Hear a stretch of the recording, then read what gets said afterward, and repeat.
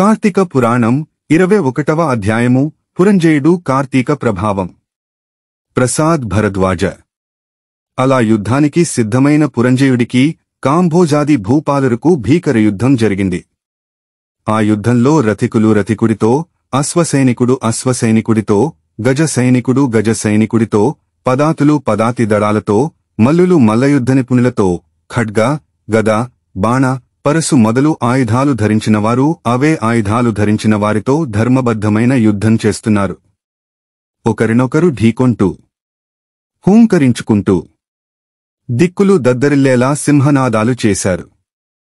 శూరత్వం, వీరత్వం ప్రదర్శించేందుకు భేరీ దుందుబులను వాయిస్తూ, శంఖాలను పూరిస్తూ విజయకాంక్షతో పోరాడారు. ఆ రణభూమి అంతా ఎక్కడ చూసినా విరిగిన రథాల గుట్టలు, తెగిపడిన మొండాలు, ఏనుగుల తొండాలు, సైనికుల తలలు, చేతులతో నిండిపోయింది. యుద్ధభూమిలో హాహాకారాలు, ఆక్రందనలు మిన్నంటాయి. పర్వతాలా పడి ఉన్న ఏనుగులు, గుర్రాల కళేబరాల దృశ్యాలతో అతి గంభీరంగా, భయంకరంగా రణస్థలి కనిపించింది. యుద్ధవీరుల్ని వీరస్వర్గానికి తీసుకెళ్లేందుకు పుష్పక విమానంపై వచ్చిన దేవదూతలు అక్కడకు చేరుకున్నారు. సూర్యాస్తమయం వరకు యుద్ధం కొనసాగింది. కాంబోజాది భూపాలురకు చెందిన సైన్యం భారీగా నష్టపోయింది. అయినా 3 అక్షౌహిణులున్న పురంజయుడి సైన్యాన్ని అతి నేర్పుతో ఓడించారు. పెద్ద సైన్యమున్న పురంజయుడికి అపజయం కలిగింది. దాంతో పురంజయుడు రహస్య మార్గంలో శత్రువుల కంటపడకుండా తన గుహానికి పారిపోయాడు. బలోపేలైన శత్రురాజులు రాజ్యాన్ని ఆక్రమించుకున్నారు. పురంజయుడు విచారంతో, సిగ్గుతో దుఃఖించుచుండెను. ఆ సమయంలో వశిష్ఠ మహర్షి వచ్చి పురంజయుడిని ఊరడించారు. రాజా, ఇంతకు ముందు ఒకసారి నీ వద్దకు వచ్చాను. నువ్వు ధర్మాన్ని తప్పావు. నీ దురాచారాలకు అంతులేదు. నిన్ను సన్మార్గంలో వెళ్లమని హెచ్చరించాను. అప్పుడు నా మాటల్ని వినలేదు.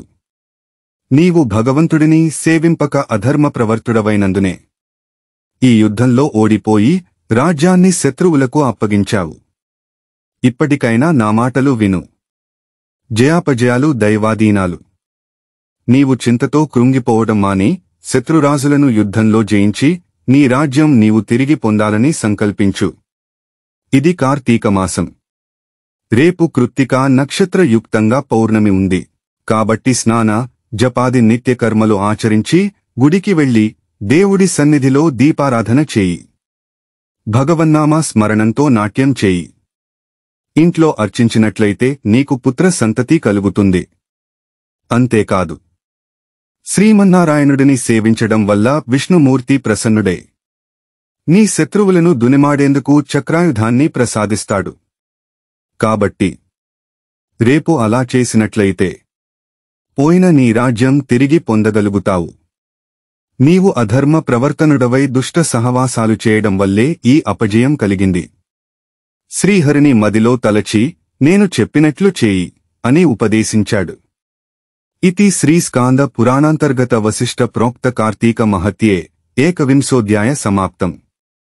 21వ రోజు పారాయణం సమాప్తం. కార్తీక మాసం 21వ రోజు పూజించవలసిన దైవం, చేయవలసిన మంత్రం, దానం, నైవేద్యం. ప్రసాద్ భరద్వాజ. నిషిద్ధములు: ఉల్లి, ఉసిరి, ఉప్పు, పులుపు, కారం. దానములు: యథాశక్తి సమస్త దానాలు. పూజించాల్సిన దైవము కుమారస్వామి. జపించాల్సిన మంత్రము ఓం సాం శరవణ భవాయ కుమారాయ స్వాహా.